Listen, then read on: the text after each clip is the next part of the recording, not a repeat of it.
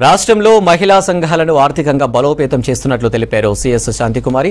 CM Revanth ఆదేశాలతో రాష్ట్రంలో మహిళా శక్తి క్యాంటీన్ సర్వీసులు ఏర్పాటు చేయనున్నట్లు చెప్పారు. క్యాంటీన్ల ఏర్పాటుపై సచివాలయంలో సమీక్ష నిర్వహించారు సీఎస్. క్యాంటీన్ల ఏర్పాటుకు స్థలం, పనితీరు, నిర్వహణ, రోడ్ మ్యాప్ సహా పలు అంశాలపై ప్రణాళిక రూపొందించాలని గ్రామీణాభివృద్ధి కమిషన్ను ఆదేశించారు సీఎస్.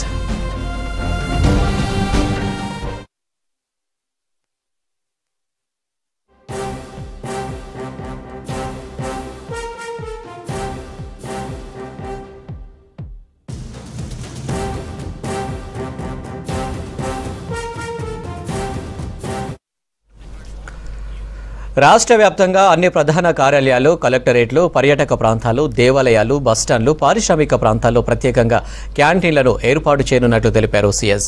ఇందుకోసం ఇప్పటికే కేరళలోని అన్న క్యాంటీన్లు, బెంగాల్లోని దీదిక రసోయి క్యాంటీన్లు పనితీరుపై అధ్యయనం చేసినట్టు చెప్పారు.